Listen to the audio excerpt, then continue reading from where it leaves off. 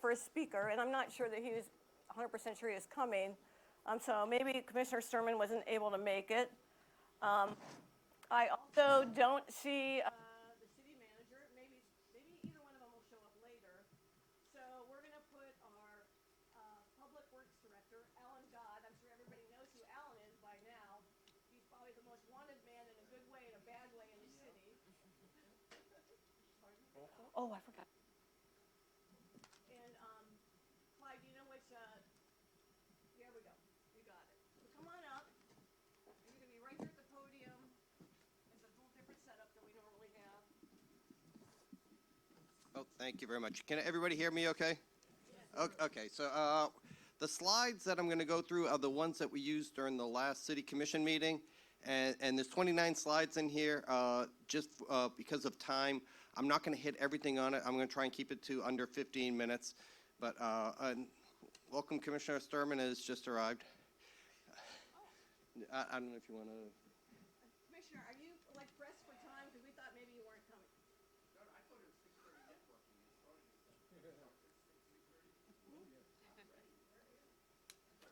Why don't you come on up? So, okay, thank you. Oh, no problem. Switcheroo. So welcome, Commissioner Sturman. I thought maybe you were like. No, we're hanging out there waiting for everything. Okay, well, there you go. Come on up. Yep, you come right up here. How's it going? Okay, so this is Commissioner Warren Sturman from District 4. Yeah. One of the harder hit districts in the city, flood-wise. Not the only. Is this not working? I'm sitting here if you want. Sit down. Oh, sweet. It's up to you, yeah. If you want Is to. that any better? You can do podium or mic. Oh, am I talking now? Oh. For a couple minutes. Do I start right now? You start right now. Oh my goodness. Are you not ready? Oh, I can need a minute to get my thoughts together, but I'm ready to. Well, I can have We can have Alan? Alan. I can have Alan come up. Yeah, and then you can. Okay, and I'll listen to Alan, and then I'll get a couple thoughts. Come on back. When the music stops, grab the chair. I like to say we're always more organized than this, but that's not really true. I mean, who was here for our election? That was the last meeting. Yeah, we don't do that very often either. Yeah, true. All right, Alan. And one thing I do want to say, I meant to say before Alan started is, you know, it has been a tough time, and people are going to be able to ask questions. And number one, I want the questions to be respectful. If I think something is being disrespectful, that's, you get the bell. Also, when you ask a question, ask the question. Please don't paraphrase what's ever happened to you in your life before the question. Because I'm on California time. I just got back from California last night, so it's very early for me. I could stay here all night, but I don't think the rest of you feel that way. So when we'll let everybody ask questions, but ask the question. Let's not have a couple paragraphs beforehand. Okay? All right. I've said my stuff. Go ahead. Okay, good evening again. So what I'm going to do is go through a very quick overview of what happened on the 12th to 13th, and then go into the recovery operations that Public Works was a part of, and then talk a little bit about our stormwater master plan, which is part of our strategy to address issues like what happened on the 12th, and some of the lessons learned, some of the actions that we'll be taking as a city. So I think most of you are aware of what happened on the 12th. It's really important. If you look at the picture that's in the center of the slide, that was the weather forecast that we were looking at in the afternoon of the 12th, which said that we were going to get 3 to 4 inches of rain over the next 24 hours, which was a typical heavy rainstorm day that we experienced in South Florida multiple times during the year. And what we realized by 4 o'clock is it was turning into something much more than just a typical heavy rain event. And by 5 o'clock, we had gotten more than 8 inches of rain in numerous parts of the city. We pulled our employees out of the field. They were out trying to clear some water in areas with pump trucks. We realized that we were just putting their lives at risk, so we pulled them out of the field. And by 9 o'clock that night, we were in the EOC. Emergency rescue and police were doing rescue operations throughout the city in a lot of those heavily impacted neighborhoods. And we spent the entire night tracking what was going on. And you're all aware, when we woke up the next morning and we looked at the news, we saw that we had received about 26 inches of rain in that 24-hour period, which really didn't start until around 2 o'clock, 1 to 2 o'clock in the afternoon. So it really was in about a 12-hour period, and they're saying it was around a 1 in 1,000 year storm, a very, very low probability type of event that happened. So as we got up on the morning of the 13th, we looked at what neighborhoods were heavily impacted, and we saw there was impacts in just about every single neighborhood in the city. But the ones that you see that are highlighted in blue or red were extremely hit hard, and the ones on the top, we call them the top 4, had 2 to 3 feet of water that was standing on the road at that time. And we had crews that were out by 7 o'clock doing assessments in all the neighborhoods, but just about every single neighborhood had some degree of flooding in it. Okay, and this is some pictures of, we talked a bit about City Hall. These are pictures from City Hall, and what we saw was that the rain coming in at 7:30 at night. At 9 o'clock, the truck is in a ramp that goes down to the basement of City Hall underground. At 9 o'clock, that ramp was pretty much empty. By 9:21, the ramp was full, the truck was underwater. The water came in that fast. And I think that I've heard on some of the accounts, we got as much as 3 inches of rain in a 1-hour period at the most intense part of the storm. But it just sat over Fort Lauderdale and continued like that for hours. So as we go into the 13th, and we started to look at how do we do recovery operations in order to, we saw that we had numerous neighborhoods with up to 26 inches of rain that had accumulated in many of the neighborhoods had 2 to 3 feet of water in them. We lost our communication system because City Hall was flooded out, which impacted our ability to receive emails, to receive phone calls through our normal systems. We had to switch over to emergency systems to communicate. The wastewater treatment plant was receiving more than 100 million gallons a day into it, which exceeded its capacity, and we were discharging at the emergency outfall. We had 30 lift stations offline, more than 100 lift stations that were surcharging. So the entire city's infrastructure was being heavily stressed at this time. We immediately were, we were going into recovery operations, trying to get crews out and deal with these emergencies throughout the city. And we knew right from the beginning it was beyond our capacity with the 4 Vector trucks that we have to take water out. So we started calling in for emergency contracts to get extra trucks to augment our capacity. And Chief Frazier was getting on WebEOC, which is the statewide system, to get help from other communities to help us to respond to this. We needed to put a structure in place very quickly to organize ourselves. And what we did is we created a task force focused on getting water out, which really had a planning cell that was doing reconnaissance, mapping, and coming up with strategies from an engineering perspective to remove water. A operation cell which we had area commanders for each of those highly impacted neighborhoods that was controlling trucks and equipment in each of them, saying where to pump the water out from and where to discharge the water, sometimes having to drive miles away. And finally, a logistics cell that managed fueling, coordinating for vehicles coming out, and all the other requirements that we have to make operations work. So we put together these slides, and I'm going to talk this one a little bit more. The other slides, I'll just briefly touch on it. But this was a daily snapshot that we put together, looking at how many trucks we had on hand. In the upper right-hand corner, you can see a grid map. We were mapping out which areas were impacted, and then a very quick synopsis of each of the neighborhoods. And you can see those top 6 neighborhoods or 5 neighborhoods I have on there: Edgewood, River Oaks, Melrose Manor, Melrose Park, Dorsey River Bend.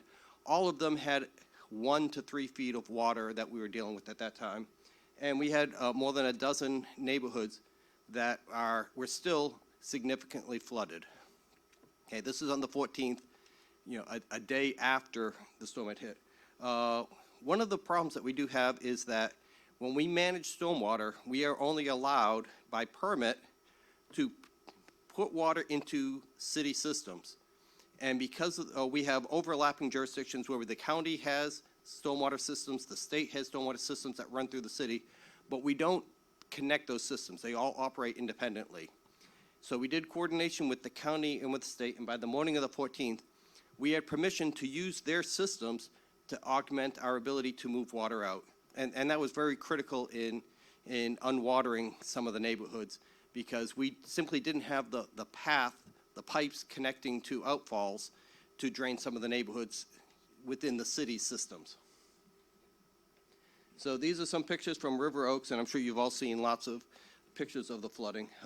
These pictures in River Oaks were taken a few hours after we got our first pumps set up, and within a matter of 4 hours or so, we had drained the neighborhood by about 10 inches using these pump systems. We also were doing some work at Holiday Park. That was the reunification center, which was very critical for families that were trying to get back together again that were displaced because of the flooding.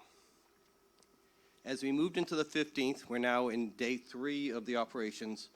You can see that if you look at the flooding elevations in the neighborhoods, you can see that it's dropped down in a lot of areas. And it's kind of hard to see, but on the top right-hand corner, right underneath that grid map, is one of the maps that we use, or trackers, looking at groundwater levels. And what you can see is there's 2 peaks in there, which is when the initial stormwater event hit, and then when we had rain the following day, which is when the groundwater level, there's so much water that was trying to get into the ground, it completely filled up the groundwater. So any rain that was falling would not permeate into the ground. It couldn't drain. It was just going to sit there until we took it out for mechanical measures. And that made it more challenging, because a lot of neighborhoods that don't have pipes or catch basins, they depend on just allowing water to drain into the ground.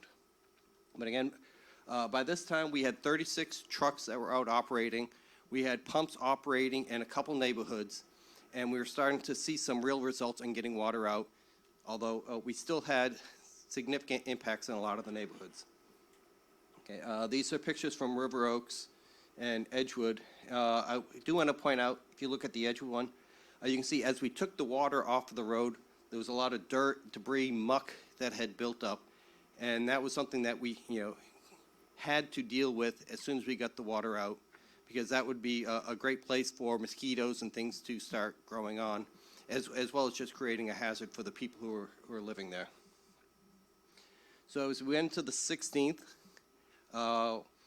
we were really seeing a lot of success. And Edgewood and River Oaks were down to about 4 inches of water ponding in the majority of the areas. And Melrose Manors was another neighborhood that's extremely challenging, but we were getting success getting it down to about 6 inches. And then another rainstorm event came in.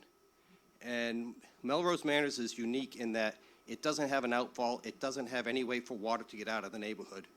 And so what happened is, within a matter of a few hours, we were back up to 1.5 feet of water in that neighborhood. Okay, there is no infrastructure there to get the water out. We had no connections. And the only way we could remove water was with trucks. Okay, and we were trying to work through with the county a system to put pumps in place and use Broward County and FDOT systems to drain water out. But it wasn't in place at this time, which means that Melrose Manors in particular was still having a lot of impact compared to the other ones where we were having more success. I also want to point out in the bottom left-hand corner, we were tracking everything coming in through our call center. By this time, we had received almost 6,000 phone calls from people. Every phone call that comes into the 828-8000 number, our call center, immediately goes into a GIS database, and we can see it up on a map. So we could see all the dots of every flooding complaint that we were receiving, people telling us how bad it was, if we have debris, what they were seeing, which allowed us in the EOC to get a good understanding of how to prioritize where we were sending trucks, which roads needed to be cleared, which ones were cleared, and we did that throughout the entire operation. So again, more pictures of River Oaks and Melrose Manors again. You can see by this time on the 16th, River Oaks was pretty much dried out, although we're still doing some pumping at that time. Melrose Manors still had significant water that we were dealing with. As we go into the 17th, we were starting to really see a lot more success at this time, and I won't go through all the elevations, but we had a good control on it at this time. The number of pump trucks was dropping down. I do have to point out that a lot of those trucks that were coming in were from different communities around us, from Miami Beach, Tamarack, 10 different communities, cities sent vehicles to us to help us out. And they showed up at 6, 7 in the morning, and they were there for 12, 14 hours, as long as they could, to help us to get through this. Okay, by this time on the 17th, we had figured out a solution to put pumps in place at Melrose Manors. It had required some expedient engineering. Because it doesn't have catch basins or pipes, we had to dig holes in the ground so that we could put the pipe in for water to drain into, and then we could pump it out into the Broward system. But we had pumps in place, and we're seeing success with finally draining out Melrose Manors. On the 18th, as you see, the block has gotten much smaller. We didn't have any critical neighborhoods by that time. As you can see in the quadrant map on the upper right, we had a couple areas that were still yellow, but all of the red, heavily impacted areas had been dealt with by that time. And we really were doing a lot of cleanup, as well as muck removal and dealing with debris that had built up. Okay, and more pictures from Melrose Manors. You can see now, you can actually see the yellow stripes on the road. A lot of the streets had been drained by this time. Going into the 19th, I'll talk a little bit more about Melrose Park. It has a very different type of drainage system than what we have in the rest of the city. And it has, basically, it's a large ditch that runs around the bottom and the western part of Melrose Park. And the water drains into the ditch, and then it conveys it through large pipes across Lauderhill into the North Fork of the New River. And what happened is, while the system was trying to drain the water was so high in the New River and the canal systems that it had no place for the water to go. And it took for a while for us to get a sluice gate that raised that would allow water to flow out of the river. And the reason why is because if we had lifted the sluice gate too early, based on the conditions of the river, it would have flooded all of Lauderhill. And that's that coordination where we're dependent on infrastructure that's not under our control, whether the Water Management District, the state, Broward County, Lauderhill, it all works as a single system to drain water. But we don't have control of all of those. But so just some more pictures from Melrose Manors and Melrose Park, where we had been getting the water out.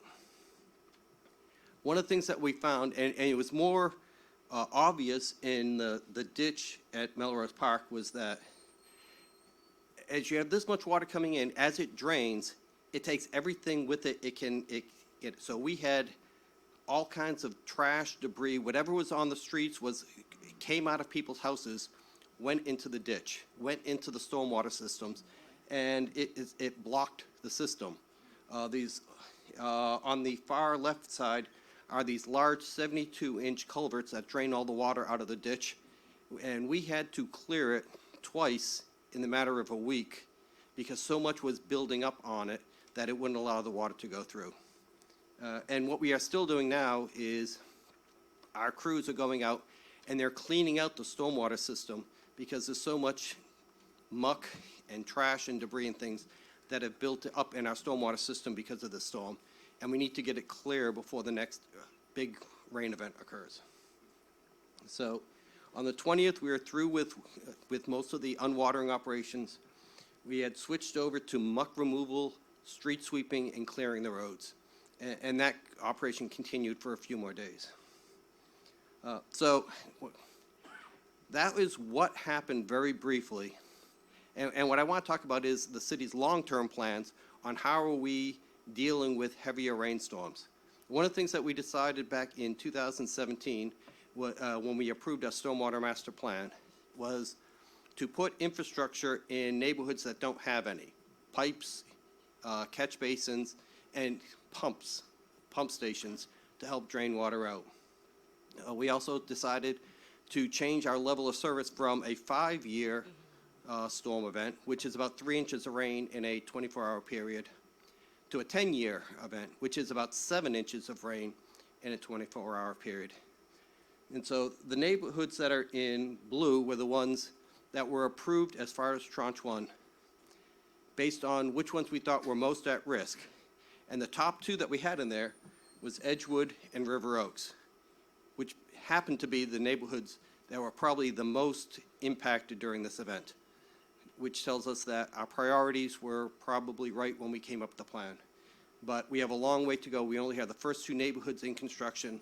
We have 5 more in Tranche 1, and a whole series of neighborhoods in the next tranche that need to also have infrastructure improvements to deal with more water. It would not have dealt with the 26-inch rainstorm event, but it would have helped when you have better infrastructure, more resilient infrastructure. So this is just a slide that I threw in the packet to talk about the difference between pump trucks and pumps. And everybody likes seeing when you have the Vector trucks coming in and draining water, but we did an analysis of how much it would take with pump trucks to drain the equivalent amount of water as a single pump. And in this case, we looked at an area of around 100 acres with a 4-inch rainstorm event. It would take 15 trucks, 16 days to drain that water. It would take an 8-inch pump about 18 hours to move that same amount of water. So when you can have pumps in place, you can move vastly more amounts of water. And that's what we need to do as we're building our infrastructure, and we're also looking at how do we move water for other large rainstorm events using expedient measures. Quick slide, a lot of debris. This was on the 29th, and we are continuing to get debris from the impacted neighborhoods and clear it out. So we had a lot of lessons learned, but I just want to highlight the top 4 that are in red here.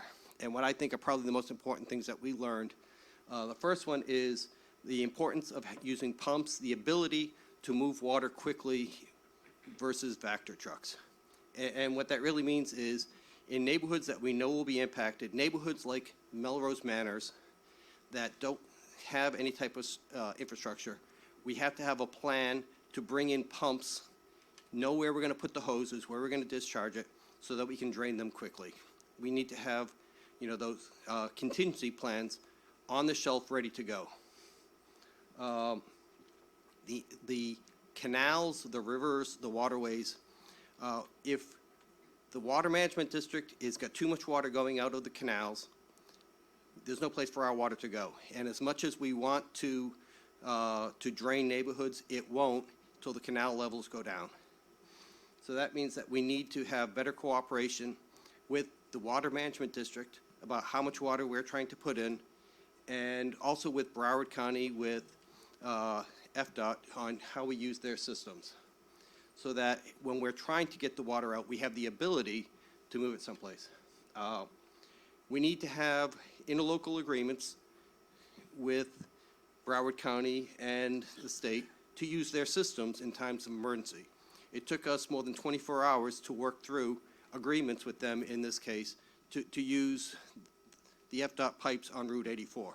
And we know that another situation will come up. We need to have those agreements already signed so that we can just go in and do what we need to do. And the last thing is using technology. Being able to track every single customer complaint through our Q Alert system, being able to put it on a map and track levels, have recon teams going out, using GIS systems, really made it a lot easier to understand the battlefield that we were working on and putting the resources where they were having the most impact. And that's about having situational awareness and using our tools. So we are going to continue developing those, working with emergency management, working with the city manager's office, so that we can be better the next time if it's ever needed. And then I won't go through these slides, but we went through some immediate actions, things that we're going to try and do in the near term, and then in the long term, It's all about that stormwater master plan, reviewing our priorities, resourcing it, and seeing how quickly we can get those improvements in place. And with that, I think I messed up on the wording a little bit on here, but at the end of the day, I would like to say that nobody expected a 26-inch rainstorm event on April 12th. It was way beyond anything we had ever planned for or expected, but when it did happen, the emergency response that came out from every part of city staff, not just Public Works, every single department was amazing. The cooperation and the ability to put together plans, execute them quickly, is what got us back on our feet within a matter of about a week. And with that, I will conclude my presentation. Okay, so don't walk away. If any of you have a question, just raise your hand and wait for the microphone to get to you so that it's on the recording. And we have 2 microphones and 2 people walking around. Thank you. Thanks, Alan. I learn something new every time I hear this presentation. Could you speak to the tide levels during the storm and that period of time, and what that impact was on the rain and the storm and the flooding? Okay, so everybody is aware of king tides and tide impacts. As we went in to this event on the 12th, I think we were around 8 inches above normal tide levels. And what that means is that the water coming through the canals, going through the river, was slower. It also meant the groundwater levels were rising higher. So we had more water that was coming from the west, from Plantation, from other places, that was getting blocked as it's trying to go down the canals. The water levels were high just because of the volume. The groundwater levels were higher. We had no place for our water to go. And that's something that we have to monitor closely, because if we can, when you know when your peaks are and the low points are, it helps us to discharge water better. Go to different places in order to empty the trucks to pump the water. Right over here. Okay, we'll see. First of all, I think that individual. I don't think the mic's on. It's on, but. Thanks. Okay. All right.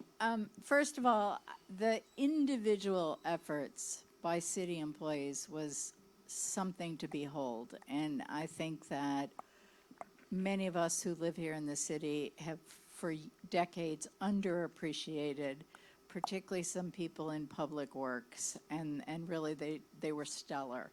And I know that leadership is part of that, but also there's some incredible individuals in your group and in the rest of the organization. You touched on this briefly, but I have a question about infrastructure maintenance. So I live in the Northwest. We were very fortunate. As soon as the flood alert happened, we cleared our storm drains because we anticipated a problem. And the storm drains functioned for about 3 inches of water. We're designed, landscape architected, for a lot of basins and holding of water. And this is about the average performance for the storm drains. If we get more than that, the storm drains are functionless. If we, as the storms abate, the permeable surfaces clear before the storm drains that are flooded. Is it possible that there is long-term debris in the lines? And if that is the case, can it be addressed? Yes, so let me talk first about our employees.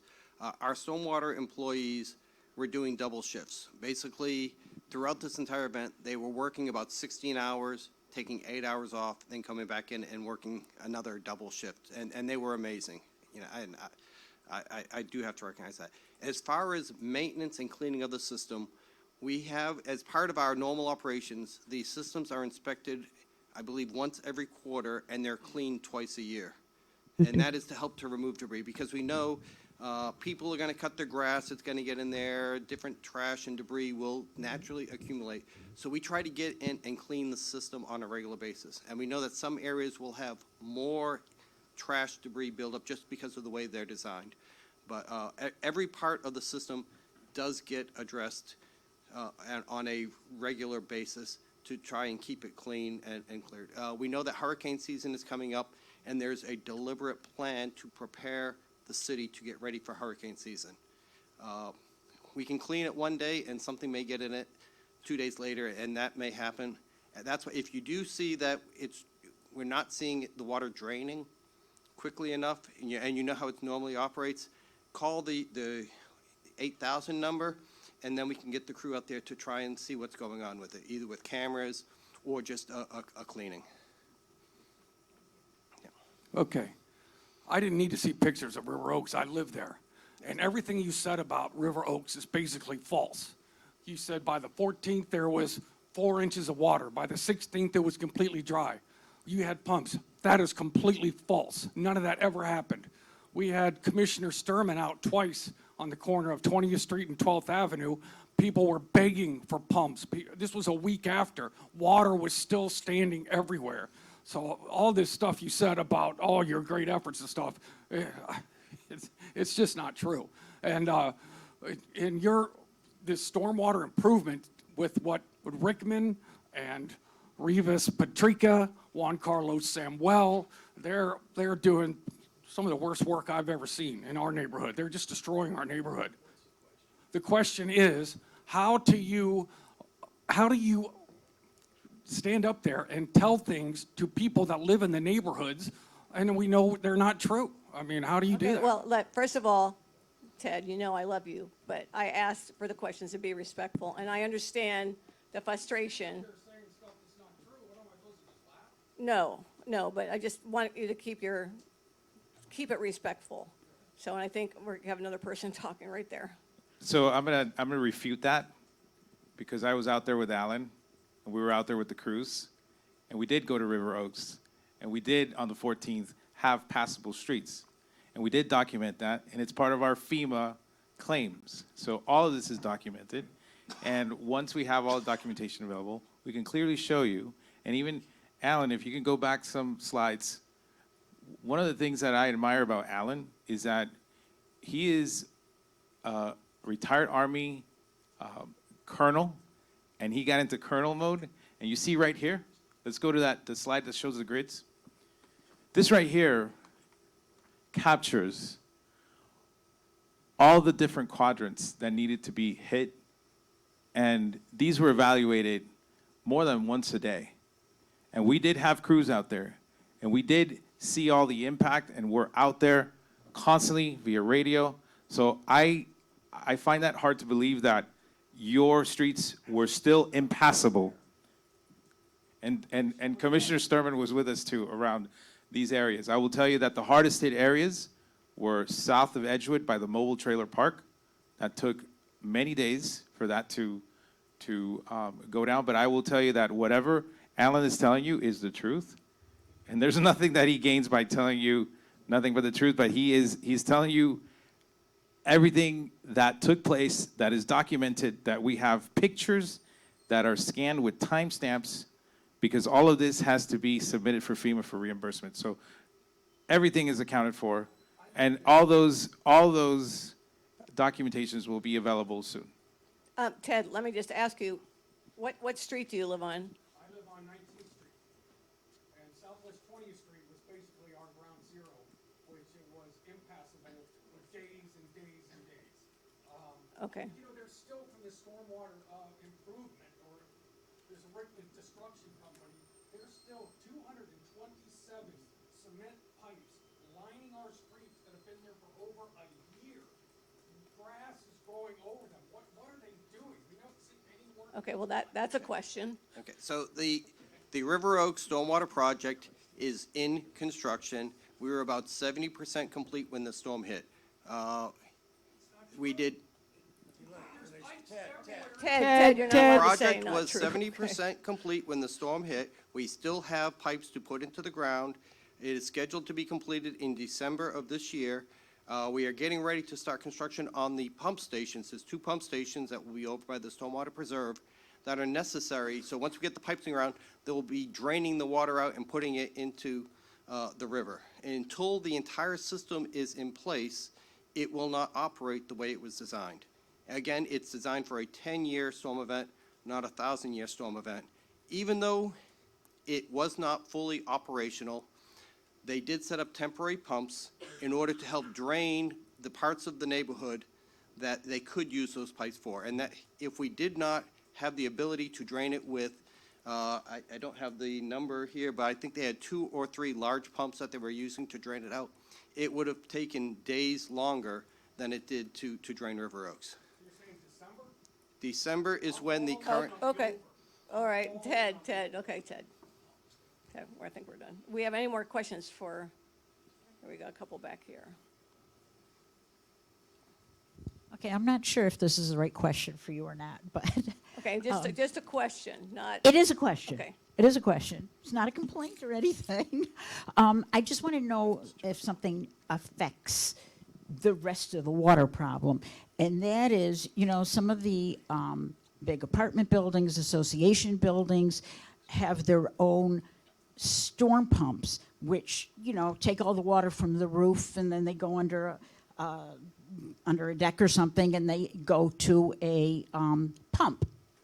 So what kind of regulations or inspections are there of the buildings who really need to have their pumps fixed but don't? And because of that, when we have a big storm like that, everything just backs up. And it doesn't only back up in like the lower floors, it actually comes out of the building. It backs up every place. And doesn't that affect what you do? And if it does, is there some kind of system to check on or inspect these pumps for the buildings? so in developments, when they put in a high-rise tower, or they put in a commercial building, they are required to retain the first inch of water on site. So that's why they put in pumps, they put in sump pits in order to collect that water. It's only the first inch, and that is part of the building code, and the building department, Sustainable Development Services, will go and inspect those, make sure that they're built properly. And then I don't know what type of inspection process they go through to make sure that they're performed, but they are. Right, but we don't go and inspect people's houses every year to make sure that it's not out of code either. But if it is reported, it is a code violation, code will go out and check to make sure it's working. They retain the first inch of water, everything else goes into the city's rights of way. It's going to naturally drain to the low areas, and we deal with it within our systems. I will say, if you look at the areas that were mostly hit, Melrose Manors, Edgewood, River Oaks, those are not neighborhoods that had a lot of development that was causing it. It's not a lot of concrete. They're pretty much very similar to how they were 30, 40, 50 years ago before these heavy rainstorm events. But there's just, it's not adequate infrastructure to deal with the amount of water. In the downtown area, we had Broward was completely flooded, as you know, a lot of areas in downtown. But the systems there, we have pump stations. They drained it very quickly by, 24 hours to 36 hours later. Pretty much most of downtown was drained. Dorsey Riverbend was pretty much dry within 2 to 3 days after the event. So when you have the right infrastructure in place, you're working not only on the public side, but the private side doing what they can. It does help deal with the water, knowing that whether it comes down on concrete or it comes down on grass, it's going to keep building up and it has to go somewhere. So it's a partnership between public and private to deal with that type of development.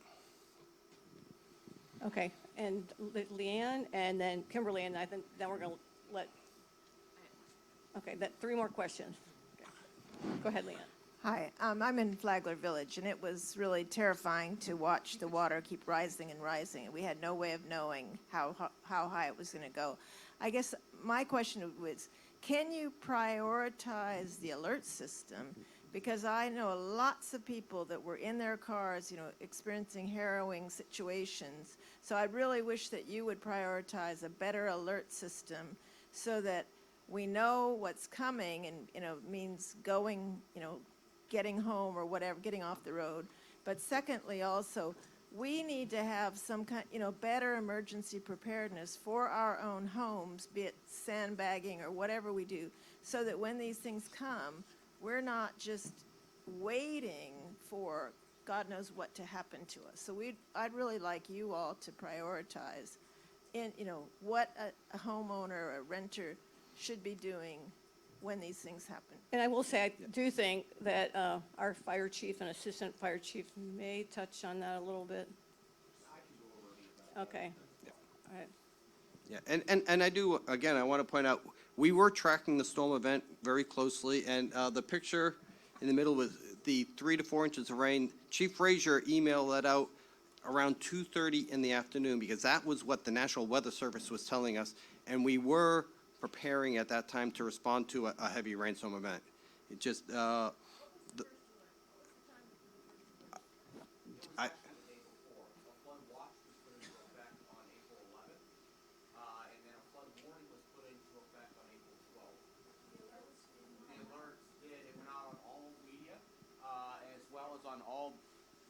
It was sent out by the National Weather Service. It was put out on all platforms. As we progressed through the day, the flood warning went into place. We were only anticipating 3 to 4 inches of rain. To say that 26 inches of rain is a biblical event is pretty accurate statement. Having been born and raised in Fort Lauderdale and spent my entire life, including Hurricane Andrew, I have never seen an event like that without wind. I've seen a wind event before that has done significant damage to the city, but not that much rain as quickly as it took place. The alerts were put out. We actually, at one point, we actually blocked all exits coming into the city on I-95 so that no other vehicles could come into the city. Approximately 4 o'clock in the morning, we had cleared all roadways in the city with utilizing tow trucks. And the very next morning, even though we had put out alerts and notifications, people drove right back into the city and right back into the water, and we had to do it all over again. To kind of go off what Alan had said, and I want to show you or share with you some of the backstage that took place that wasn't necessarily shared in his presentation. So that day, we were actively monitoring throughout the day. At 2 o'clock, our emergency manager, Chief Frazier, had put out a notification of where we were at, which was changing to a flood warning, still anticipating that 3 to 4 inches of water. We are actively monitoring all of our low-lying areas. There's ones that we always get hit with water, and we had individuals from PD, from fire, out there looking at those areas throughout the entire time. As the water started to rise, we started to put our high water response vehicles into operation.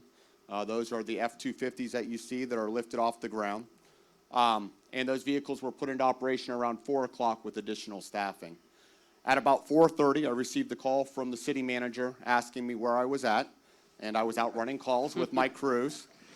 He said, "I want to be there with your crews." And so we went and picked him up, and he started running calls. And talk about a hometown approach, he was up to past his knees in water, helping us pull people into the cars and transport them to Broward General. We got to a point where we could no longer safely take individuals to Broward General, and we started taking them to drop-off points. Once the water got about mid-thigh, the decision was made that we needed to activate the EOC and move everybody in. At that point, the calls went out to all the directors. As the city manager stated, Mr. Dodd went back into Army Colonel mode, came in with his ramp sack. Emergency manager Frazier came in, and the entire team assembled about 8:30, 9 o'clock. We made an emergent call to Florida Wildlife Commission because I needed to get buggies in. I needed a way to get to individuals. Those that were not in those affected areas, I'm talking water that at that time at 8 o'clock was up to the windowsills of some of the homes in those southern areas. And that amount of water pressure creates a vacuum where you're no longer able to open the front door of your home. By 10 o'clock that night, we had 6 feet of water in some of those areas, up to the top of the windowsills. We were actually pulling some people out of their attics. That evening, from a fire rescue standpoint of view, we received 900 calls for service, and we successfully rescued 600 people is what we pulled, a little over 600 people utilizing FWC buggies. To not have one fatality is a miracle. It really, truly is. We were not able to get additional staffing in because the roads were impassable. To have a city manager that's out there assisting in water, to have a public works director, an emergency manager, and to assemble this team within an hour and a half, something like that, to have FWC, to have the relationships in place, to have buggies and airboats, something that I never imagined in my entire life, to see a swamp buggy going down any street in the city of Fort Lauderdale, let alone an airboat. Not to mention that at that time at night, by the time we were approaching midnight, we had nowhere to put people. We were calling Broward County Transit, asking for buses. Sorry, the buses are all down for the night. We're trying to find locations in Holiday Park to put them. Holiday Park was flooded. We're trying to activate Broward County EOC, and they were saying, oh, it's not that bad, it's not that bad. So it went on for hours and hours of us trying to call Broward County, asking for assistance, and we're putting people literally in the Winn-Dixie parking lot on State Road 84 and in the Walmart parking lot off of Broward Boulevard because we had no other place to put individuals.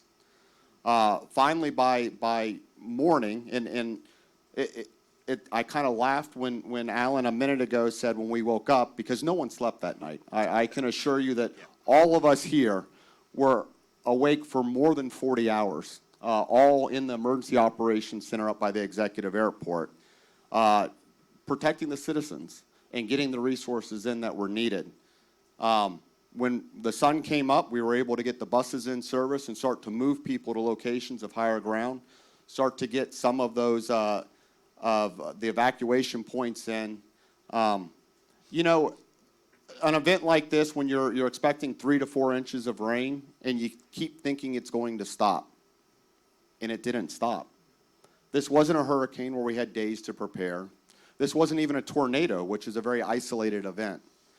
This was an event that only affected the city of Fort Lauderdale and the north part of Hollywood and the international airport. On the north end of Fort Lauderdale, when we got up to there around 11 o'clock at night, it was a fraction of what downtown and the south end of Fort Lauderdale. Just west of 441, they experienced hardly anything at all. So to say that it was an isolated event, a biblical event, or biblical amounts of rainfall is truly an understatement. I am proud to be a part of this team. I would stand behind any of these individuals on a daily basis on the way that they responded. You had a commissioner out there in the water, walking the streets, getting the resources there.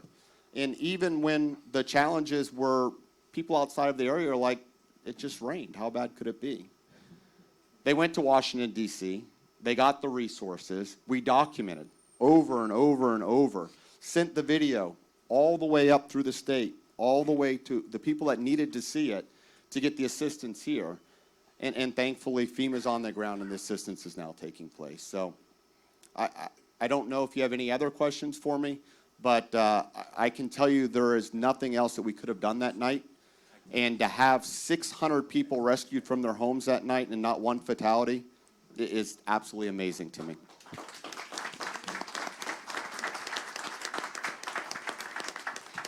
I'd like to point out that my husband and I were in California this last few weeks, and city of Fort Lauderdale was on the news because of this flood. And they, you know, California, they have their own flash floods, and they were like amazed that nobody died. So that really is something to say. We don't have mountains for the water to rush down. It's just filled up. So appreciate it. I think we're beginning to run out of time here. So I'm sorry other people had questions, but if you want to let me know what they are, you can tell me, and I'll ask, and we'll get the answers out to you. So with that, I'm not going to. Nobody wants to hear me. You go right ahead, Commissioner. Thank you for coming. Thank you very much. Steve, you took the thunder out. Everything I was going to say, you took my speech right out from under me. I'm going to talk about the human side of this a little bit, but before I begin, I have two very brief announcements. Jerry, where are you going? Stay right there. Come on up. No, yeah, well, hold it for a second. Ryan has left us to go to Atlanta, and my new legislative assistant is Jerry Pryor. You know her from Neighborhood Support. Jerry, give a wave. She's joining Renee, and already we're hitting the ground running. That's number one. And one more announcement before I begin.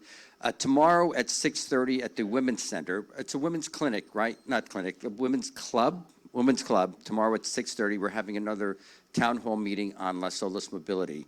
I'm going to warn you, the last time I tried this was a couple weeks ago on a Wednesday. If it starts raining, bring your umbrella, because we don't know what's going to happen that day, right? Right, Greg's over there. I'm going to do a little bit different. I'm going to give you the human side of this. And Alan, is Alan still here? Oh, hey, Alan. So don't go too far, because I might have a few questions as we go along the way. My perspective, 4 o'clock, I was meeting with the city manager, and we were on our way up to BSO. And I was leaving from Broward General, and he gets there and says, listen, I'm ready for you. And I go, well, it's taking a few minutes. Give me about 10, 15 minutes. So 4 o'clock, he's over at BSO. 4:15, 15 minutes later, I go to leave Broward General. And after 10, 15 minutes, I go, Greg, I can't even go a block. He goes, what's the problem? I go, Greg, I can't get out of here. He goes, okay, well, don't worry. We'll push it back. Give me another 10, 15 minutes. It's no big deal.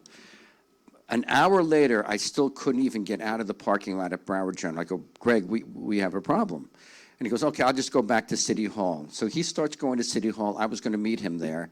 And he got as far as the police station before he gave up. And then, hey, hey, Houston, we have a problem. Let's put this in perspective. Alan, I'm going to ask you a few questions. On a rainy day, you might get a quarter, a half an inch, maybe an inch of rain. A tropical storm might give you, what, maybe 2, 3 inches of rain? Hurricane, I don't know if these numbers are accurate, maybe 5, 6, 7, 8 inches of rain. If it stalls there over 2 days, you'll get 10, 12 inches. But keep in mind, this is over 2 days. The ground can drain about 2 inches per day. I mean, when floodwater gets saturated, it's about 2, 3 inches. Is that the maximum? 2, 3 inches per day is what the ground could accommodate. We're talking 26 inches of rain in 5 hours. I mean, think about how monumental that is. And I hate, Steve, I'm going to say it one more time. This is the worst flooding event in the history of the state of Florida. Is that correct? In the history of the state. Number two, think about this. FEMA, when they came down, we met the director of the state emergency management, and we were waiting for FEMA. You had to meet an $8 million threshold. And I'm going to go over FEMA in a minute, the difference between their threshold and what you can apply for. But we hit this $8 million for state right off the bat. FEMA was $38 million threshold. And it's not actual dollars, but it's a calculation that the fire chief and the city manager went through. I don't think they've ever had a pure rain event ever hit that threshold. And I said, don't get your hopes up. It won't happen. I think we were the first pure rain event to hit that threshold. And I mean, water kills more than anything. You've said it before. I'm going to say it one more time. It is a miracle that there wasn't one fatality. I know you've got a round of applause for the city, for the fire chief and all. It is incredible. Okay. Just to give you an idea of what we went through that first day. Within the first hour, okay, Greg and I are on the phone. Then it said, Greg, the 3rd Avenue, you can't go through there anymore. Then Andrews, and I'm over at the hospital, and I go, wait. I go to the front. The front was absolutely flooded. I go back by the ER, that's flooded. We go by the side, that's flooded. Greg says, listen, the tunnel's closing now. We started a chain right within about an hour of this starting. You're talking about a notification system. We're working on that right now between the presidents of my district. We started that spontaneously, but we're going to going forward, we're going to look on the lessons learned from this storm and the flood. We're going to have a better system. But we had a chain within about an hour or so. We were texting maybe every 15 minutes around the clock all night saying, okay, now 84 is flooded. You can't go down 84. The tunnel's flooded. You can't go to Broward General now. I called Alan. I said, Greg, is it okay to call Alan? We got to get this water out from Broward. So Alan, could you send a truck or something? You can't get rescue here. And Alan, think about that. Alan says, where do you want me to pump it to? You're sitting here in water, and there's nothing but water in front of you. There's nothing but water. You pump it, it's just going to go right back. And he goes, there's this amount of water. There is no place to put it. Right after that, You've heard the number, over 600 rescues that night alone, that first night, correct? Over 600 rescues. And it's not like just flood. They're rescuing people while it's still raining on top of them. They pulled them out. We had to find a place. We found the Winn-Dixie. That was highland. By 5 in the morning, Red Cross was already setting up a reunification center, and Greg says, listen, we got to find another spot. So we looked around, and by 11 o'clock the next day, we had already found what it turned out to be the shelter over in Holiday Park. It is, people, in the next day or two, you started seeing the other things that people needed, water, food, tetanus shots and all. We started a group, and we ended up, again, within one day, we had the Red Cross, United Way, Salvation Army, Broward General, the group called Samaritan Purse that came down here, and we were working to get people water, food, cleaning supplies, toiletries.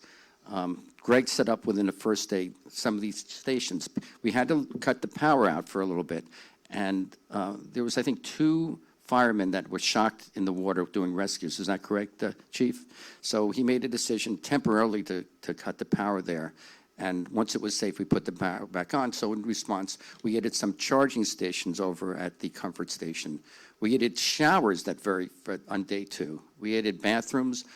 People were wearing the same clothes for about 5-6 days. We were going to the shelter every single day, and people didn't have, we set up, Tide came in and were doing laundry for free. People would drop their laundry off. They'd come back the next day. It was done. It was clean, dried, and folded. I can tell you, this community is amazing. We would go there every day to the shelter, put out a list, and by the next morning, everything we wanted was there. Pillows, towels, toiletry, food, donuts. It is amazing what this community did to come together. Just want to, 2 things. People still could use your help over there. Now that FEMA's here, we've taken a back seat, and we're letting the other organizations go ahead and add some of the other response to the victims of the flood. But we are still collecting things that they need. They still need things such as clothing, shoes more than anything, actually, cleaning supplies.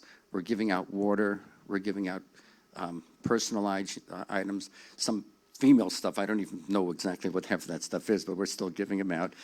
Baby food, diapers, adult diapers. I think we have enough. Somebody donated a ton of adult diapers. I don't know. I think we have enough adult diapers, but the baby diapers and pet foods, those are the big key things. 2 things if you want to help. Salvation Army is now, we did have a drop-off site right in the heart of Edgewood, but at this point we're shifting gears. Anybody wants to donate at the Salvation Army just east of 95 on Broward. And if you want to volunteer in any fashion, even going out there, helping people rip out drywall, helping them get rid of mold, or just delivering donations, we set up a site, fortlauderdale.gov/floodvolunteer. I'll say that again. It's fortlauderdale.gov/floodvolunteer. That cycles back to the United Way locally, and then what they'll do is you'll be on a list, and there'll be opportunities to help out, okay? A couple things I just want to talk about.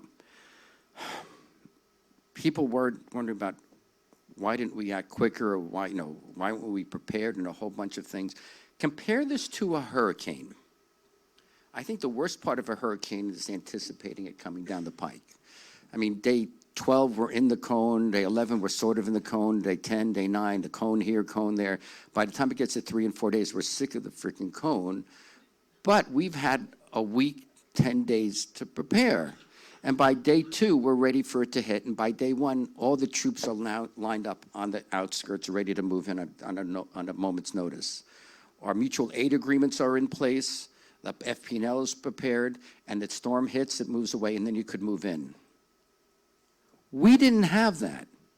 We woke up and, look, we have a flash flood warning a couple times a year, and it does come, it doesn't. But we woke up and, boom, out of nowhere, we didn't have that time to prepare. And a moment's notice, Greg and the city manager, Steve, Fire, Public Works, you blink and they were in that. It's amazing. And again, we said thank you to Steve. Greg, could you stand up for a minute? I want to give you not one fatality, and it's this man had a lot to do with it. Greg, thank you so much. I could go on, but I'm a politician. We're used to talking. I don't quite know how to do that yet. But I'm going to just hand it over to the city manager now. I think he has a few things. Do you want to say a few things?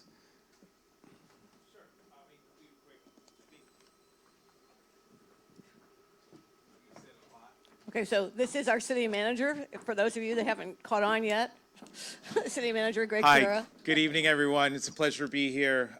Just want to say that you have a great team here, from the Public Works Director, Emergency Manager, to the Chief of Police, the Chief of Fire. Everyone was there, ready for the mission, and no one died. Thank God. There are a lot of lessons learned, like Alan described, but this is all about continuous improvement. We have a lot that we can continue doing. We have $200 million worth of stormwater improvements that are underway, and we look at how we can accelerate those.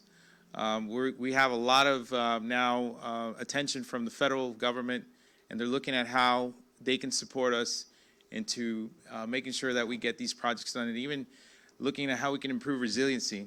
But again, we appreciate serving this great city. We appreciate our elected officials for leading the way and having the vision of making sure that we're there to assist you and support you and provide opportunities to be safe and grow. So that's all I had to say. Thank you. I do want to, well, thank you. Thank you. I do want to make a couple very quick announcements before I go. FEMA's here, and to qualify for FEMA, everybody heard, was it 18 inches? It was 26 at one point, but 18 inches of rain, and all these criteria that people had to qualify just to have FEMA look at us. That was for the region. It's not for the individual. That's so that our region could qualify. And now that it's been designated eligible for FEMA, people are not applying because they don't have that 18 inches, and it's not, doesn't quite work that way. It's another set of criteria, and we're encouraging everybody that is hit to go ahead and apply for FEMA aid. And they have basically three things. There's temporary housing, help with relocation, and also personal property. I spoke to the head of, that's FEMA down here. If you lost your car, and there's other things that go into it that you should consider. Also, renters, there might be some plans that they could help, be it FEMA, Red Cross, Salvation Army. Just because you don't own doesn't mean you're not eligible for some assistance. And one of the things, somebody did point out some of the lessons that we learned here. We did discuss this briefly in conference after the storm, and we are going to look at it again. Some things that were brought up were maybe some of the rain that hit the north runway, now that they put the north runway, maybe it's draining into Edgewood. Maybe some of the water that was from upstream, now that they opened the floodgates, are coming into us and made it worse. A lot of that is not Fort Lauderdale per se. There's different organizations countywide that we have to interact with, but we are going to be looking into it. We do have a neighborhood disaster plan that we're going to be evaluating, and we are going to work on some of the things you brought up, such as better communication or things that we've done, lessons learned, and make it citywide. I'm going to hand it back. Mary, thank you, or Greg? No, real quick, I just wanted to say two federal resources that we have available. Number one is, if you know anyone that needs any help, any claim, please ask them to fill out disasterassistance.gov, www.disasterassistance.gov, and just fill it out.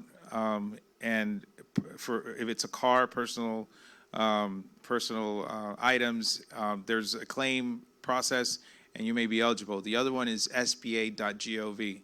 SBA.gov is Small Business Administration.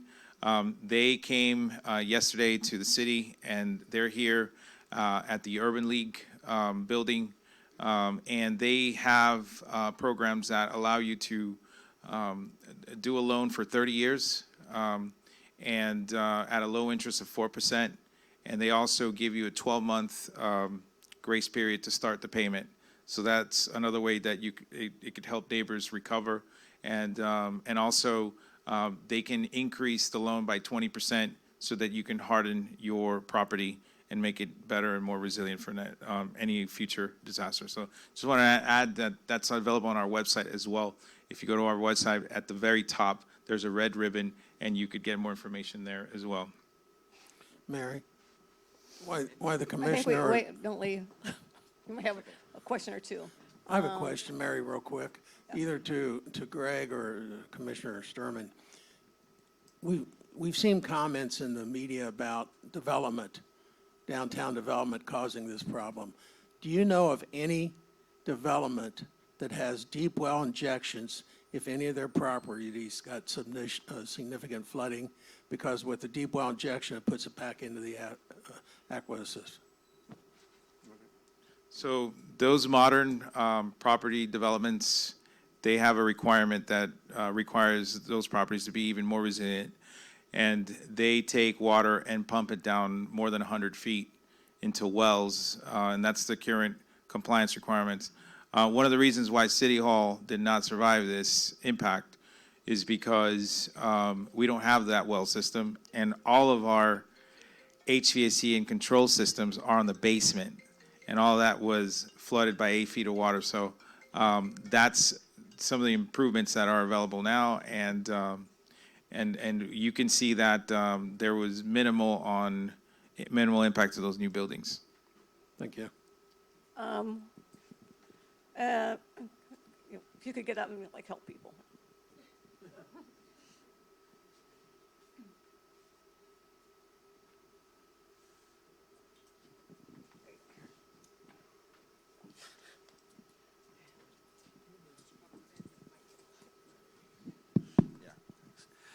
Greg, this is for you. Did I understand you correctly? Are you saying that there is potential for federal money that could go towards the stormwater master plan that we've developed to accelerate it?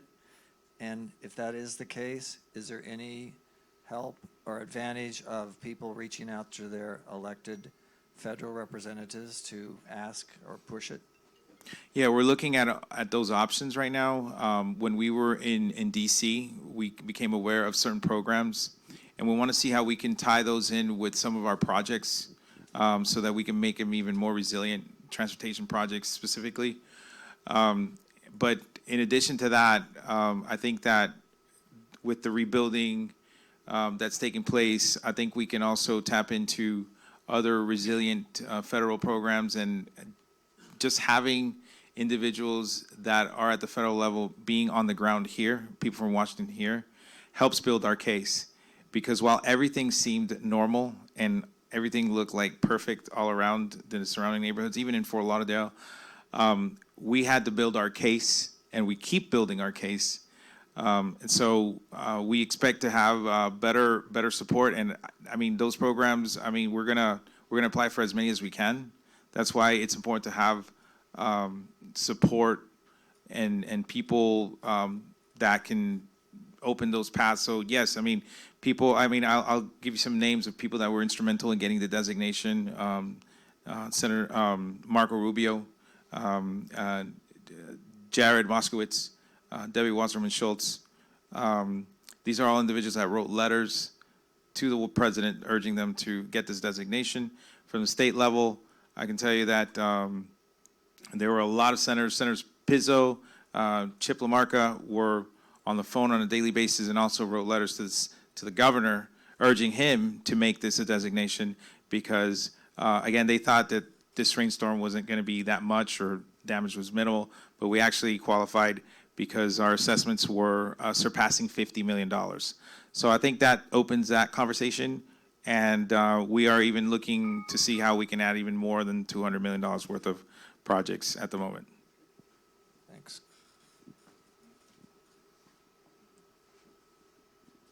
Hi. I just wanted to clarify. Normally, the Small Business Administration loans are for small businesses, but my understanding is that individual homeowners. Yeah, that's a big misnomer that it says Small Business Administration is the entity that provides these loans. But actually renters, homeowners, and business owners qualify. So if you had an impacted damage to your property, your personal property, I would urge you to seek for those federal low-interest loans that give you a 12-month grace period to even start paying, 30 years.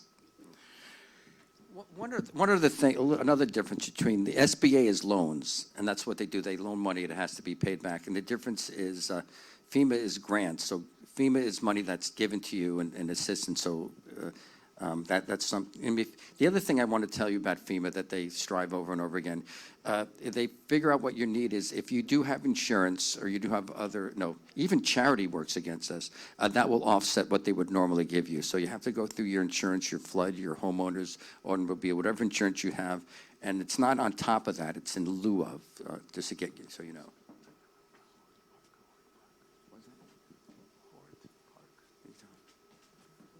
No, just want to let you know, if you need help in filling out these forms, there are federal agents at Hort Park, Monday through Saturday. I believe it's 8 to 6. Hort Park is by Shady Banks. Yeah. One more. Oh, go ahead, Kimberly. You were speaking about potentially enhancing some of our ongoing infrastructure improvement projects. Are there any discussions going on to improve the actual stormwater management to more than a 10-year storm capability? It's my understanding that most infrastructure, the ideal threshold for a stormwater management system is more in the range of 25 to 50 years, and 10 years with increasing hurricanes and the threat of climate change and just the fact of where we're located, we might want to look at an increase there. Okay, so most communities, most cities have built to a 5-year standard. When we did our plan, we said we needed to go higher, so we went to a 10-year standard. I'm not aware of any community that is building to higher than that. I did the stormwater master plan for the city of Miami. It's to a 10-year standard. So it's something that we can look at, but I'm not aware of anybody who's building higher. But there's two issues that impact what you can build to. The first one is how much you can afford, because you're building bigger pumps, more enhanced systems. The second part is you have to be able to balance your existing infrastructure and your regulatory requirements. You can't build a pump station that's going to pump, 1 million gallons of water a minute into the North Fork of the New River. The regulators won't allow you to. So there's limitations to how much you can build in infrastructure, and you may not be able to achieve that 50-year standard that you're hoping to get. I'll add something that Alan brought up to us also. When we were trying to pump the water out, I mean, you could stay around. I mean, where are you going to put it, especially in Edgewood and River Oaks and some of these areas? I mean, you were talking about the water. There was there's a drainage ditch by the air. Was that, Alan, by the airport? That we had to get permission to put. You can't just put it anywhere. You need permission from your partners where you're going to put it. So if you have capabilities of X, Y, and Z gallons, you have to have a place to offload it to. Correct. So in Edgewood, we had no place to pump water, and the long-term plan is there's a 72-inch pipe that connects Edgewood into River Oaks that will use those pumps on the north part of River Oaks to remove all the water and put it into the river whence it's already constructed.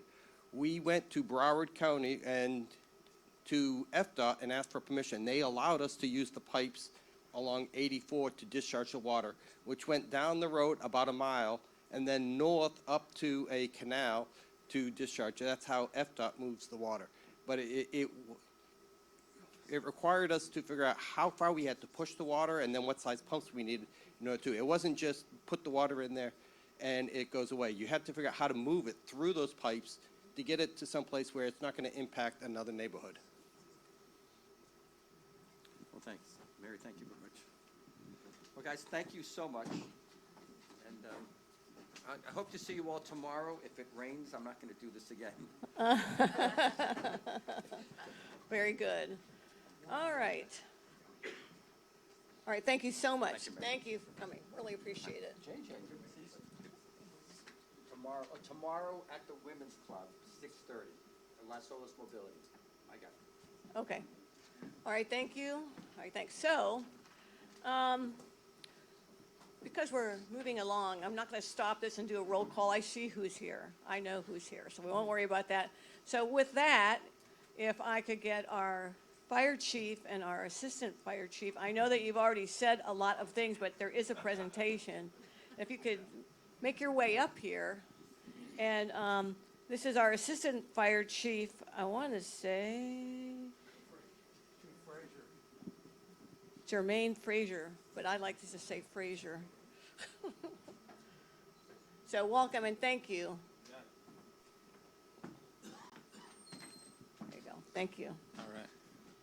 So my name is Jermaine Frazier. I'm our Assistant Fire Chief and our Emergency Manager here for the City of Fort Lauderdale. I've been in the fire service 26 years, and I've been in emergency management now the last 9. I think I might be the black cloud. We've had about 27 activations since I've been in emergency management, and this last one was another one for the record books, with that being said. So I'll give you a quick overview of emergency management, and then we're going to go into the Community Emergency Response Team, which is our CERT team. So emergency management in a nutshell, we're the, I'm sorry. Gotcha. We're that single point of contact for resources. So whenever we have a large-scale event, emergency management, which is up at our Cypress Creek location, we have a large room, rather, where we would do our meetings, our gatherings, our community stakeholders would be there. All of our department heads would come, where we would all get together and come up with how we're going to mitigate whatever we're placed in front of. So for this particular storm that we had, in comparison to a hurricane, what we heard, we didn't have much planning to be able to particularly do ahead of time, where we had to kind of do everything on the fly. This is where we would all make this magic happen. So all of our department heads would get together, which have the resources that are required to help mitigate this particular emergency or event. During that time frame, we're coming up with what we're going to do tactically. Logistically, what do we need to make all that happen?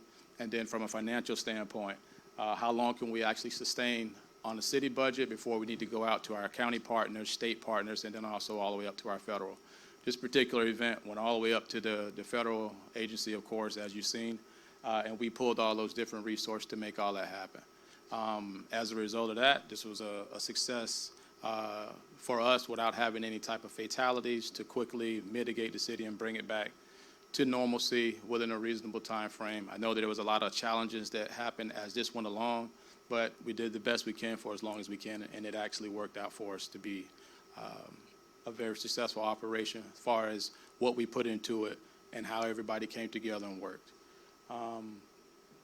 From another emergency management standpoint, it was mentioned about WebBOC, which is a portal that we utilize to be able to get other resources throughout the county. So WebBOC, the way you have to look at that is more or less like a big information portal where all the municipalities in Broward County have access to.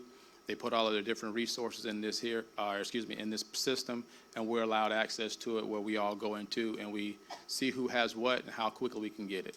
It's managed by Broward County. It is a statewide system where we can not only get resources from the county, but as well as the state and other federal government agencies in the event that we exceed our local capacity, which is whatever we have in-house.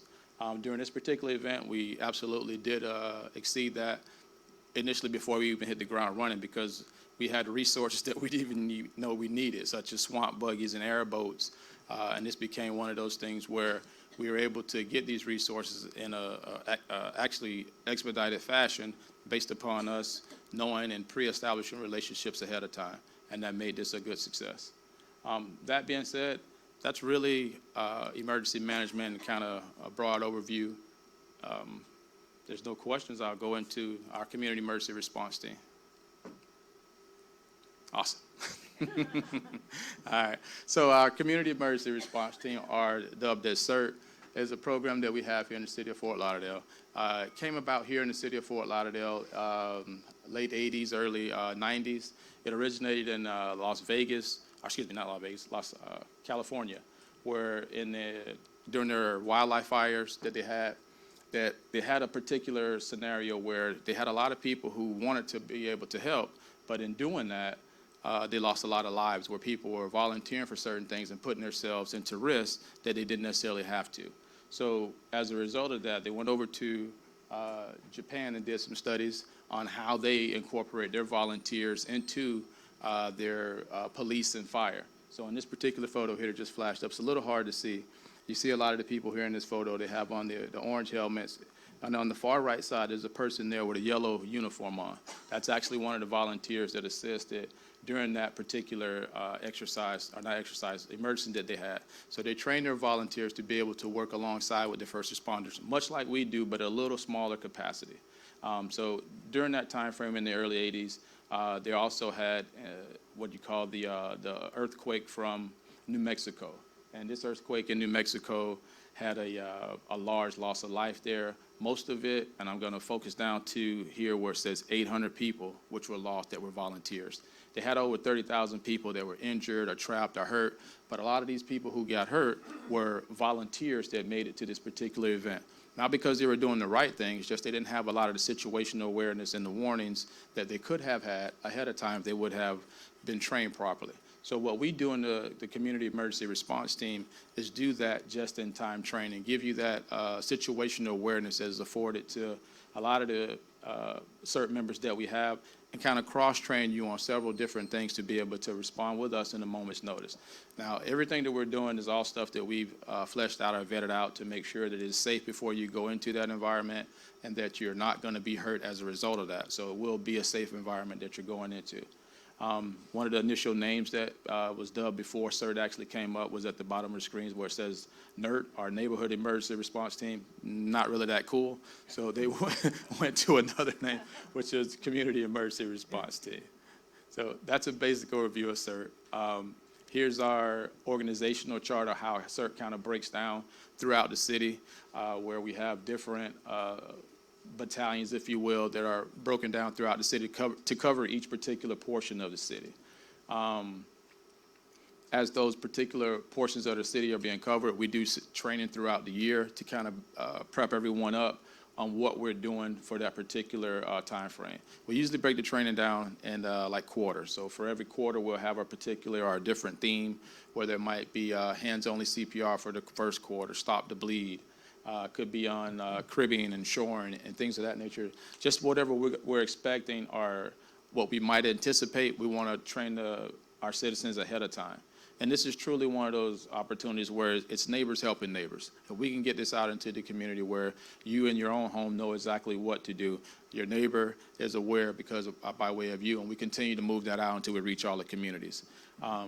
That being said, that's really how CERT works. One mission, one family, one goal at a time. Now, once we move from that, our neighbors helping neighbors, then we have different things like this for our special events that we have throughout the city. As you're aware, Fort Lauderdale is a very happening city. We have everything from the ocean to the railroad to bring tourists and citizens in, and we have different events that we attend to bring situational awareness. Now, we're not just specific to the fire department. We can assist and help with fire, police, public works. Anywhere that there's additional resources needed, labor or boots on the ground, this is where we would come in with basic instruction, coordinating a team to be able to do some of the ancillary functions to free up our first responders and other individuals to do the more, I'm going to say, task-oriented things. So the top here, this is one of our mobile kitchens that we have. We just got this in, and this is if we have a no-notice event or a particular event where we need to be able to provide our crews and our workers food in real time. We set this up in a moment's notice and pull it out and get everything moving real time. Some of these other photos you hear, it says what we did there. During the spring break, we partnered with our police department, and they had a thing they set up called Assist Tent. And it was for tourists, persons that maybe had a little bit too much to drink during that particular event and needed a Uber or directions or to find their way. Additional place for them to go to be able to get that special attention without having to risk getting hurt or injured or anything of that nature. Along the bottom there, you see where we had a few pictures where it says emergency water distribution. We did that in this particular event where we had the water raise up. We also did this when we had a water main break, so that way residents would be able to continue to have water services throughout until we got our system back up. In this particular scenario we had for our water event, our water was actually good the whole time. We had a few different issues throughout, but for the most part, our drinking water was safe. At the bottom there, there's two other training programs that you see there. One was with our CERT doing hands-only CPR, and the other one is during the Executive Academy that we have. Moving forward here, just some other events that we have. I'm going to highlight just one in the middle there, which is the major one that we usually have every year that has a large amount of people there. You probably heard of it once or twice if you've been in Fort Lauderdale for a while. It's Cartatuga, a little small event that they have. I'm joking, by the way. Tortuga is one of the events we have actually on the beach there. It's in that 5 or 6 square mile area. And usually per day, Tortuga yields about 30 to 40,000 people on the beach. Where do these people go? How do you move these people in the event that we have something? We have a bunch of plans in place that I hope we never have to use, but this is one of the events where situational awareness is key, from everything from just actual health of the individuals out there to someone from getting robbed, situational awareness and things like that. And we're there to help prevent some of that stuff and to also be that second set of eyes and ears. Community events that we do, you see the St. Patrick's Day, the big truck extravaganza they have usually at Holiday Park, and the Eye of the Storm is a community event that we have every year at the Museum of Discovery and Science, where we actually engage with all of our partners in Broward County to kind of teach the community of how to be prepared. What do you need to prepare for whenever we have a hurricane? And that is not my watch. And that usually takes place here in April or May. The date's actually coming up here, and we'll put that out ahead of time so everybody's aware. One of the other cool things that we do within the CERT community that we're afforded to do is to be able to help other neighbors when we actually have the ability where we stayed strong in other communities that need the additional help, where we can go out and do deployments.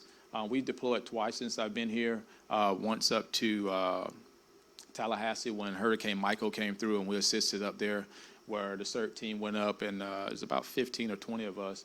And our goal was to assist the residents, the military with a barracks that they had. We did their sheltering at one of the local colleges there to make sure that they were properly staffed and set up, so that way when they went out and done their missions, that they had a place to come and food and everything prepared.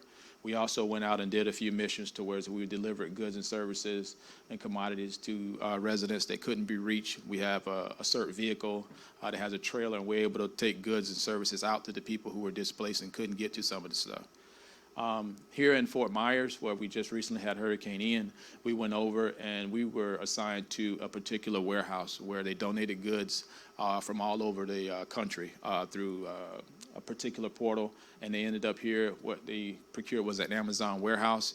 If you can imagine, basically this building probably about twice the size, and it was full with things from all over the country, everything from clothing to food to blankets and anything that you can think of that would help that person get back on their feet. It was in that building. Our goal was to sort and gather all that stuff, and then we also loaded a lot of it up and took to different places throughout Fort Myers to the people who were displaced at particular distribution centers that they had set up to be able to redistribute to the community. In the middle picture there just shows you some of the devastation of what we saw. I could do a full presentation on exactly what that looked like, but in the media, I'm pretty sure you saw enough of that. Last but not least, a little bit of trivia for you. So these are some of our celebrity CERT members and instructors that we've had throughout the year.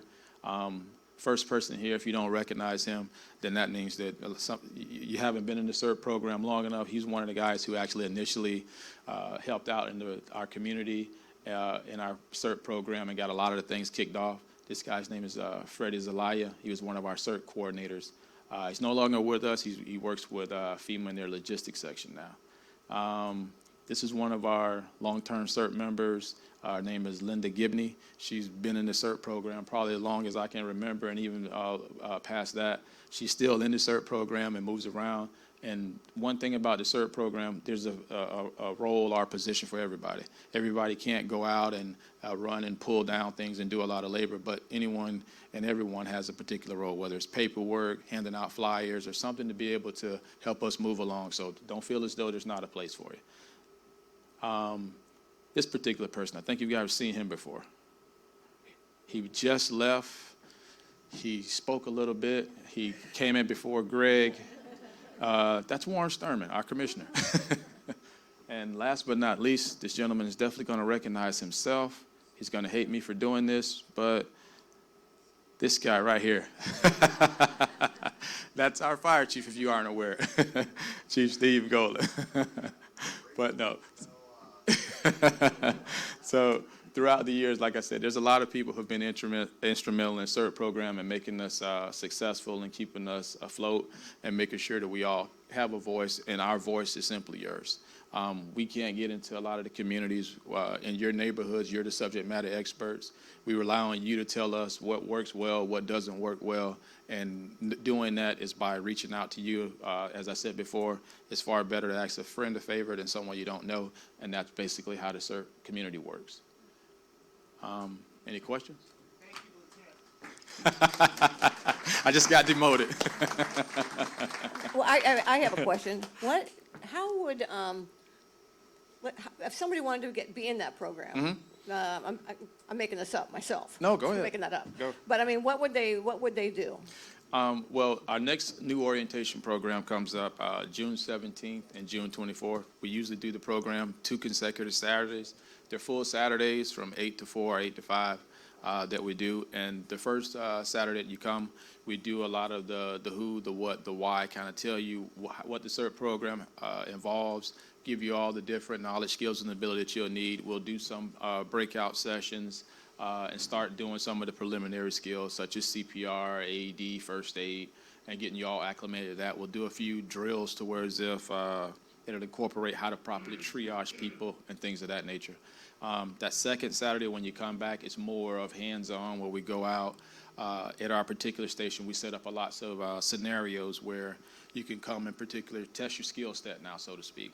And then we do a certificate after, and after that, we have trainers throughout the year to keep everybody current. We have a guidebook that you can fill out to keep your trainers and everything current. We have our CERT IDs so that when we're going to different places that you could be credentialed. We have our flyers. I had them out on the back table. If you didn't get one, no fret. The QR code there will take you to our city website, or you can just put in City of Fort Lauderdale CERT, and it'll pull up on our website. Our registration this year, as we've done in previous years, will be on the city's website on the event calendar. If you pull it up, you'll be able to register on there. You'll pull up that one particular page in the top right corner. There'll be a blue button that says register. Just put in your name, address, and information, and then we'll get in contact with you and let you know that the CERT program has got your information and the dates or whatever are still to go and what time to meet and where to go. Yes, sir. If people reached out through the email that is on the website, are they now in the system, and will they be made aware that the training sessions are coming up, or not necessarily? Yes. Well, if you contact the email at ftl.em@fortlauderdale.gov, that's an email that we monitor emergency management. We will let you know when that CERT class is coming up, but we do encourage everyone to register on that site because we usually try to limit the class at 50 people. And I know that sounds like a lot of people, but usually we have to close that door very tight. We get a lot of response for it. And we haven't actually ran a CERT class since the middle of COVID because of the limited action that we can have in the large groups that we couldn't have. So now this will be our actually first class that we have launched since the COVID pandemic. Chief, I have a question. I've been asked by several, and I think someone asked about the alerting system. Is the Fort Lauderdale alert system managed by your agency, Emergency Management, or is that through Strategic Communications to get out to the texting system of alerting residents on issues or disasters? It depends on what it is. The FTL alert system or the Everbridge system that we use can be utilized by Public Works to do water notifications, boil water, and things of that nature. From a fire standpoint, the fire department can use it to put out a message on what that particularly is. And from an emergency management standpoint, we can put things out such as warnings and watches as we know of them. So it's a kind of mixed approach throughout the departments. So it sounds like several agencies has the availability to do that. Correct. So when you're thinking of the alerting system, and obviously all of our phones went off at 4 o'clock in the morning recently, that system is controlled by the state of Florida. Correct. From a city's point of view, we don't have access to set that off. No. That's a very, very small group that are able to do that. So you have to sign up for Alert FTL. If you sign up for Alert FTL, it'll give you the notifications of boil water or events taking place in the city. Other than that, we have to utilize media, emails, and things of that nature in order to get our message out, and messaging boards on any of the major state roads that are in our city. Gotcha. Yeah, there's two alerts we had. The one that Chief talked about which is the Alert FTL, and then the one that is national, that's actually part of what they call IPAWS. IPAWS stands for Integrated Public Alert Warning System. If you don't know what that means, that's an Amber Alert. That's the way that it was actually designed for the president to be able to communicate if we had any type of terrorist attack or emergency where all the America needed to be communicated at one time. That's the system that we utilize. Who manages the Code Red alert system that we were getting post-storm? Code Red was replaced with Everbridge, and that's the Alert FTL system that we have, and that's what I was saying, specific to whatever the actual emergency or the message is. So if it was something that was water-related, it would be Public Works. If it was something to where if we're doing warning and notification, like the storm, or that would be emergency management. And if it was fire-related, it would be fire and police as well for their particular skill sets.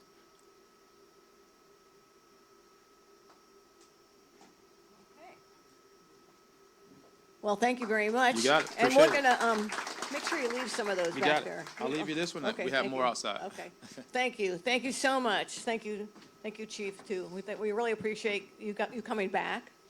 I think you were at our last meeting that, right before, all things came out of the sky, so. All right, so we just have a little bit of business. Over here. I promise this won't take long. Oh, I'm very short. Okay, real quick. If you haven't paid your dues or filled out your membership form for this year, then you're overdue. So please do so I don't have to chase you down, because I really have a lot of other things I want to do. So please do that. We're having our second social at Smitty's, which is right down the street here. I think Ted was there tonight. How was it? So it's worth it for you to come. We're buying you the beverage of your choice. It could be beer, it could be water, it could be, I don't know, Coca-Cola, and some wings. We're buying it for you. So please come. It's fun. We're not talking business. We're just, and it's amazing how quickly you get to know a person when they've had a beer. They just blurt out all kinds of things. So please come. Be the water drinker. You'll learn a lot about all of us. So please come, and you'll get some more. I mean, there's flyers out there, and it's May 22nd. At Smitty's. Yeah, we're representing Dorsey Riverbend. That is our Monday meeting, so we're gonna try to come Oh, what time does your meeting start? 6:45. 7. Well, you come before and have a Yeah, beer. that's It'll what be a we're doing. great meeting. And at this time, can I introduce the president of the historical Sure, Dorsey sure. Riverbend? Please. Ruben, yes. I saw him, I wondered who that handsome guy was. What's his name? Ruben. Oh, I think I saw your name on your, yeah. Well, great, well, welcome. So please come. It's fun. It really is fun, right? I know I can look around and see people that were at the last one, so it was a good time. Also, I just want to put on here the P3 committee, because of the storm, it's all put on hold. They haven't gotten back together again. Have you all read the minutes? Are there any changes or corrections or errors? Do I have a motion to approve the minutes? I'll move that motion. Jim Concanon and Betty seconded it. All in favor, say aye. Aye. Anybody opposed? All right, and then do we have a treasurer's report? Okay, and here. You want this? Here, I can give you this. Okay, so just a quick update on the Treasury situation here on May 9. We have a total in all accounts as of today of 9,089.89. Just a quick breakdown, our Truist account, which is our business checking account, is at 6,993. There are 2 checks pending that we have written. One to Gatman, which is our basically our website an IT vendor, and then another check to renew our PO box. So those have not cleared yet. But those are, I've reflected them coming out of our balance. And then our PayPal account, we do have $2,535. That is probably the most convenient way to pay. If you haven't renewed yet, please do so. I do have, as always, I attached a list of our membership log for our fiscal year that started April 1st. Our fiscal year ends March 31 every year. So as of today, May 9, as we're in our second month of our fiscal year, we have a 38 paid member neighborhoods. And I'll take any comments or questions. Okay. Okay, Thank thank you. Thanks. Any old business? One, next is for the good of the community. I just want to bring to everybody's attention that there was, it was brought to the legislature. It didn't get legs, really, in regards to having an amendment to the ordinance for Airbnbs to remove any local authorities' rules for Airbnbs. In other words, we would not be able to do the things we do with Airbnbs. So our complaint system would be wiped out, and we'd have to go to this like lesser one that the state has. It didn't get any legs in the legislature. That's pretty much right, Bill? Well, it did get some legs. It got added at the 11th hour. Typically, they added it on another bill that they tried to get it passed, and they didn't get it off, the amendment off the floor to the bill. However, we've been informed, the city's been informed that it's coming back next year. And basically, it takes all local control, as the President mentioned, of Airbnbs. It gives the control over to the state, the business regulatory agency that only has about 3 inspectors for the entire state. Our local code enforcement cannot enforce it. It minimizes the fines that they're asking for and the registration fees. It is coming back. We've been assured for the next session next year. So anytime between now and the next session, if you run across your state representative or your state senator and you have issues with Airbnbs in your neighborhoods, we need to let them know, because it's South Florida that has the most Airbnbs, and then and of course the West Coast. But to the Panhandle and Central Florida, where the largest population of state reps and state senators come from, they don't have Airbnbs like we do here, or the problems. So we have to let our voices be heard between now and the next session. So, yeah, could you use the microphone? Okay. Why are they doing that? What's in it for the state? Well, because it's somebody in the middle of the state that, doesn't care. It's the lobbyists that represent Yeah. the Airbnb associations. That's what basically it is. So we have to pay attention, and as Bill says, doesn't hurt to reach out to the state level representatives that you know. At the next meeting, I have invited Daphne. I don't want to say her last name because I always mess it up, but she's our liaison, the city's liaison to the legislature in Tallahassee. I have Chris Cooper I've invited, and Anthony Fajardo. So these are questions to ask them about what has happened in the legislature, what it would mean for us, what we have to watch out for. So things to keep in mind for the June meeting. All right, there's nothing else. Do I have a motion to adjourn? Did you get all that? Okay. All in favor? Goodbye. Thank you, everybody, for coming out. It was great to see you all. Take care of yourselves.